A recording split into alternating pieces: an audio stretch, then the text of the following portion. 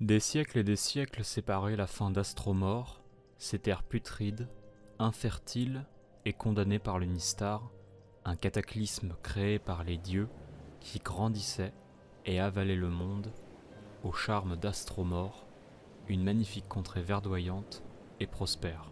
Au littoral, une cabane de pêcheurs qui brisait le vent des vagues se tenait dans le soleil, prête à affronter les intempéries pour y loger une mère et son nouveau-né.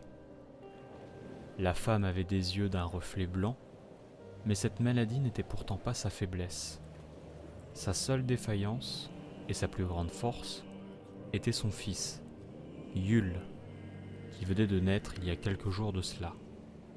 Le petit être était fébrile, d'un étrange calme et d'un cœur fragile. Sa mère priait tous les soirs que quelqu'un lui vienne en aide, et qu'elle en paierait le prix fort si Arkansas en voulait ainsi.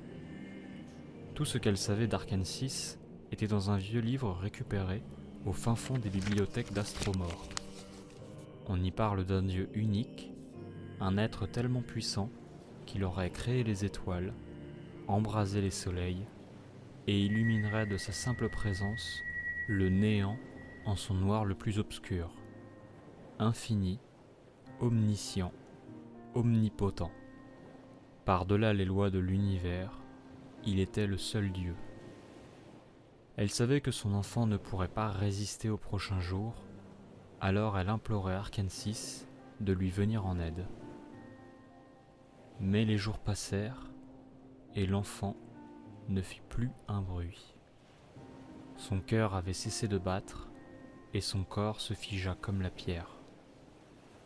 La femme meurtrie cria et pleura, tenant son enfant près d'elle.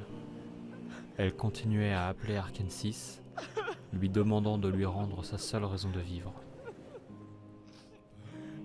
Elle s'effondra devant la porte de la petite bâtisse, et elle serrait près de son sein son seul et unique enfant.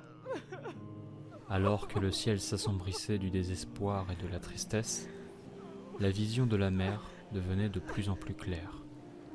Sa vue lui était rétablie, et elle pouvait voir l'herbe verte sur laquelle elle était couchée, l'écorce du bois qui tenait sa maison, ses mains fébriles et son enfant blanc. Gardant son fils près d'elle, et commençant à retirer les larmes de ses yeux, elle aperçut les pieds d'un humain qui se tenait devant elle. Levant la tête, un vieil homme, qui était 2 fois plus grand que la jeune femme, la regardait avec un visage neutre et des magnifiques yeux d'un noir profond. Il se pencha et l'aida à se relever. Commençant à balbutier, l'homme fit signe de la tête qu'il était inutile de parler. Il aida la femme à rentrer chez elle, et en l'installant sur une chaise, il prit le pauvre bébé des bras de sa mère, qui n'y opposa aucune force. Marchant doucement et ne parlant pas, il berça l'enfant en entamant une légère symphonie. Les petits pieds du nouveau-né commencèrent à bouger, les mains se desserrèrent, et le corps brisa la statique pour se mouvoir de nouveau. L'homme mit le bébé vivant dans son berceau et dit d'une voix douce qu'il fallait maintenant dormir. Il se retourna enfin pour regarder la femme qui pleurait de joie devant le miracle. Elle demanda alors : « Vous êtes ? » ?»« Je le suis. Vous m'avez demandé. Vous avez lu le livre jusqu'au bout. Vous savez ce qu'il va arriver ? » La question qu'il venait de poser était d'un ton calme et clair. Pourtant, il cachait une profonde tristesse et une pitié que nul ne pouvait déceler. Comme si une question aussi banale, posée par un dieu aussi puissant, était faite pour fuir le destin lui-même. La femme hocha la tête et se releva péniblement, le courage en seule foi. Arkansas sourit alors et sortit de la maison pour regarder le ciel qui était redevenu radieux et parfaitement bleu. La femme qui l'avait suivi à l'extérieur attendit alors que le dieu se prononce. Il prit donc la parole.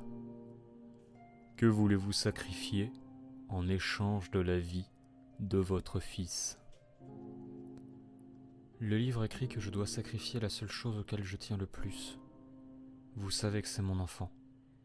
Il est écrit également que ma vie n'est pas équivalente. Rien n'est écrit de plus. Que se passe-t-il alors ? Une chose est plus puissante que votre vie, c'est l'amour, mais pas n'importe lequel. L'amour d'une mère à son enfant. C'est l'unique échange que je peux accepter. Retirez l'affection que vous avez pour votre fils. La femme tressaillit. Ses jambes ne pouvaient tenir plus longtemps et elle glissa lentement contre le mur, comprenant la vérité tragique de faire appel à Dieu. Son cœur fut pris d'une puissante douleur créée par la tristesse. Les larmes ne pouvaient couler. Le choc lui avait paralysé le corps et l'esprit. Arkansas reprit alors. Il y a cependant une deuxième option concernant votre fils.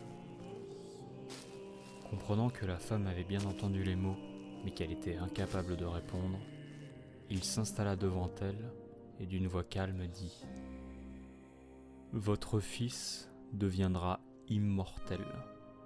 Il verra le noir et la lumière, la mort et la vie, l'éternité et l'éphémère. Il sera le dernier homme à voir la fin, le premier à revoir la vie, le premier homme à voir ma mort. »